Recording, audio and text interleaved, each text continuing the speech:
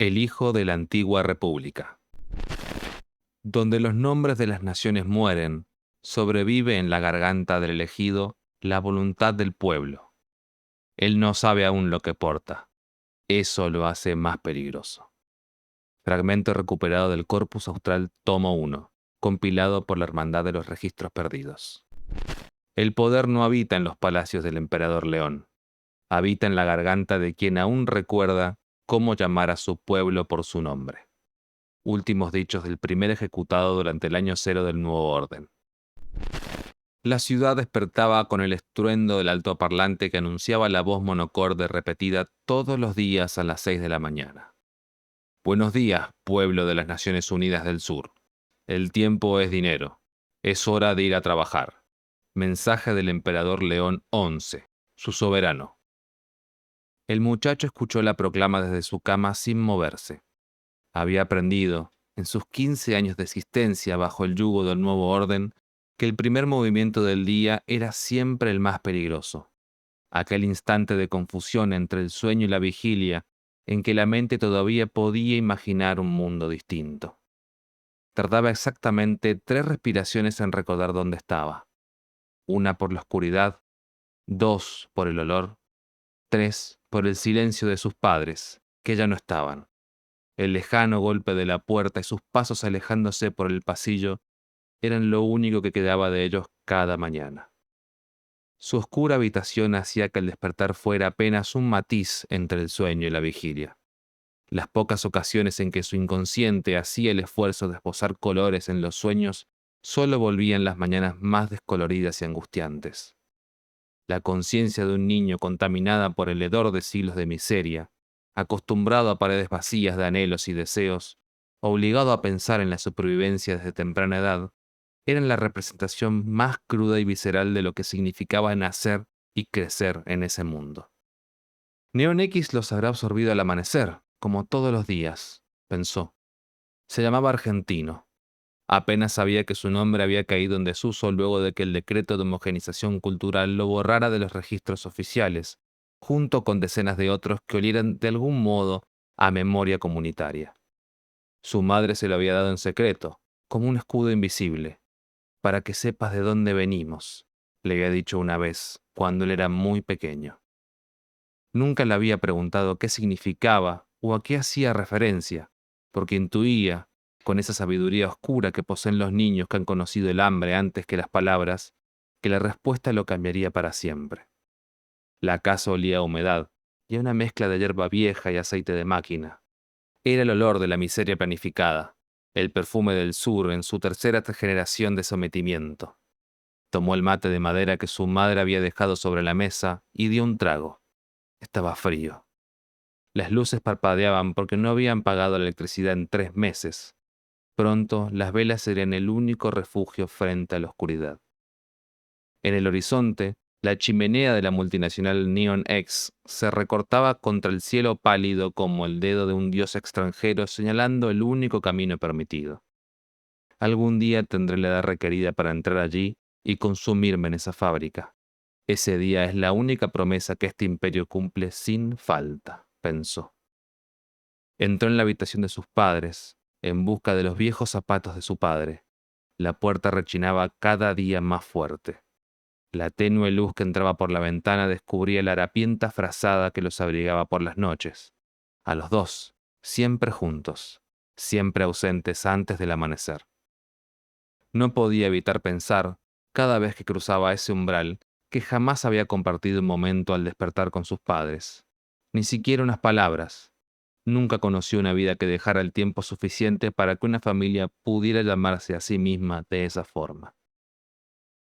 Bajo el viejo uniforme de su padre encontró los desgastados zapatos marrones. Aún le quedaban algo sueltos, pero era lo único que tenía para cubrir sus pies. Calzado y vestido con la misma ropa con que había dormido, descolgó su bolsa de recolección, la cargó al hombro y salió a buscar suerte en las calles de la ciudad. Quien estudia el pasado de los pueblos subyugados reconocerá siempre el mismo primer síntoma de la resistencia: alguien que recoge lo que el imperio considera basura. Brevario de la Hermandad de los Registros Perdidos, capítulo 12. Al bajar a las calles, el hedor a cartón mojado, a transpiración y las manchas de sangre seca se hacían cada vez más presentes a medida que avanzaba hacia el centro de la ciudad gris. Eran patrones que el muchacho había aprendido a leer como otros leen mapas. A sus pies, la densidad de cuerpos que habían dormido en la vereda. Allá, las huellas rodeadas de sangre que dejaba la guardia al desalojar violentamente a los sin techo antes del amanecer, como si la pobreza fuera una mancha que solo debía ser visible de noche.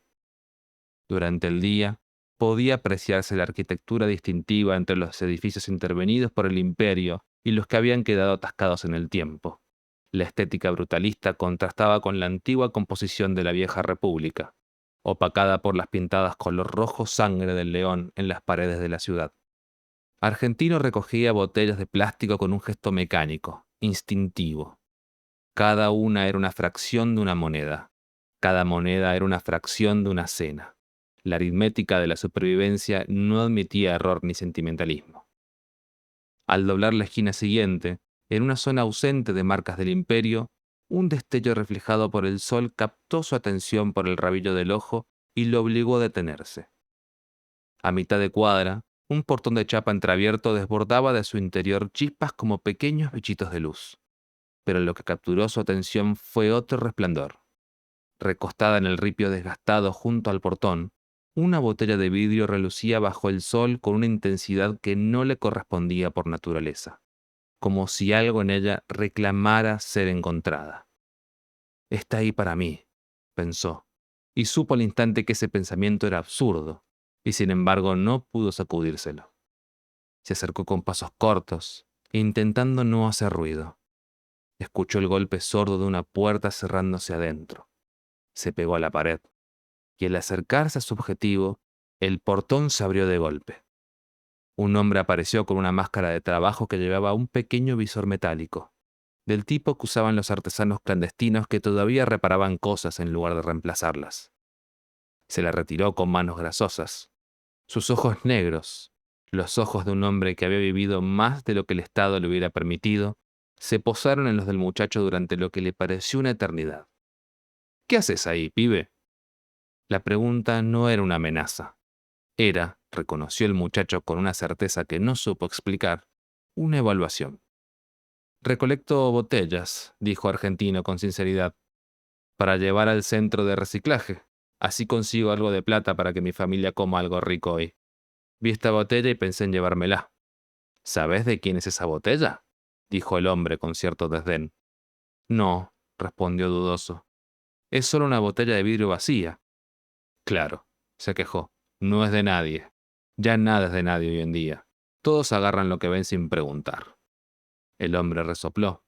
Se agachó, tomó la botella y se la extendió con sus manos ásperas por décadas de trabajo. Toma, llévatela. Pero te encargo una cosa. Si ves alguna placa de metal, la que sea, tráemela. Estoy viejo para andar perdiendo el tiempo por las calles, y tengo trabajo que hacer. A cambio, te doy otra botella si lo que me traes me sirve. Genial, respondió el muchacho sin pensar, y dio unos pasos para marcharse. Pero el hombre volvió a llamarlo con un grito. «¡Hey! ¿Cómo te llamas, pibe?» Se volvió y le respondió mirando nuevamente a sus ojos. «Argentino». Hubo un silencio que duró demasiado para ser casual. El hombre mayor tragó saliva. En sus ojos, esos ojos negros entrenados para no revelar nada, brilló algo que el muchacho no había visto nunca en un adulto de este imperio. Esperanza. No la esperanza estúpida de los que compran la lotería. La otra. La que al despertar duele. «Mirá qué casualidad», dijo el hombre, y su voz tenía el peso de alguien que llevaba años esperando para decir una frase. «Mi padre se llamaba Argentino. Nunca fue un nombre habitual, mucho menos desde la disolución de la República. Mi nombre es Martín. En fin, un gusto. Nos vemos». Cerró el portón con fuerza. El muchacho quedó un instante mirando a la chapa vibrar, pensando en la extraña coincidencia. Jamás había conocido a otra persona que llevara ese nombre. La mención del padre de Martín había despertado su curiosidad. Jamás había sentido, tampoco, que su nombre podría ser una llave. Los que nombran no eran magos ni profetas en el sentido vulgar. Eran, en rigor, la encarnación viva de la memoria colectiva de un pueblo. Su voz llevaba la carga acumulada de todas las voluntades que habían resonado antes en esa lengua. El imperio los temió porque no podía comprarlos ni doblegarlos. Solo podía intentar extinguirlos. Historia suprimida del Cono Sur. Autoría desconocida. Copia clandestina. Pasaron unos días. El muchacho continuó su rutina. El despertar con las voces de los patriotas importados, las calles húmedas, las pintadas y las botellas. Pero algo había cambiado en la textura de sus días, como cuando se introduce una variable nueva en una ecuación ya resuelta, y el resultado ya no es el mismo, aunque los números parezcan idénticos. En cada brillo que veía pensaba en la mirada de Martín al escuchar su nombre. Había algo en la sonoridad de la palabra que despertó algo en él, como si yo le hubiese dicho algo que llevaba años esperando. Reflexionaba Argentino mientras buscaba su bolsa de recolección, casi listo para emprender un nuevo día de colecta. Una tarde nublada, mientras hurgaba entre los escombros de un negocio abandonado, descubrió la placa. Era rectangular, con las esquinas dobladas y un brillo débil bajo la tierra húmeda. No parecía tener demasiado valor intrínseco, pero el trato era el trato. La guardó en la bolsa y caminó hacia el portón de chapa. Divisó su destino, pero algo no encajaba desde la distancia. Al acercarse, vio que la cerradura estaba torcida. Desde dentro llegaban golpes secos, como de muebles moviéndose con violencia. Luego, el grito de dolor. No deliberó. Empujó el portón y entró. La escena era brutal. Un hombre encapuchado forcejeaba con el viejo, que intentaba apartarlo de una mesa cubierta de herramientas y papeles, planos, fragmentos de texto, mapas de algo que ya no existía o que todavía no existía. El atacante lo empujó contra la pared. Levantó un cuchillo oxidado. El acero captó la poca luz disponible. El muchacho quedó paralizado con la placa de metal pegada al pecho y los pulmones llenos de aire. Y entonces, en ese instante suspendido entre el cuchillo y la garganta del viejo, algo se desplegó en él. No fue una decisión. Fue más antiguo que una decisión. Fue la misma certeza oscura con que había reconocido que la botella estaba ahí para él, multiplicada por millones, por todas las voces que había absorbido sin saberlo en 15 años de vivir entre los márgenes del imperio.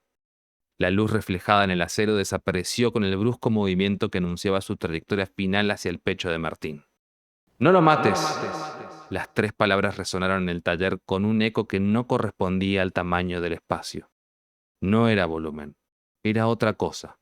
Densidad, peso, como si cada sílaba portara en sí misma la autoridad de algo que antecedía al emperador León XI, y a su padre, y al padre de su padre, y a todos los decretos de homogenización y a todos los registros borrados. El encapuchado se quedó rígido, sus ojos abiertos, vacíos, súbitamente despojados de toda iniciativa, quedaron posados sobre el cuchillo a escasos centímetros del viejo.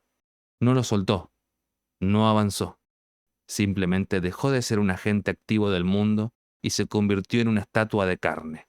El silencio pesó en el aire durante un segundo eterno.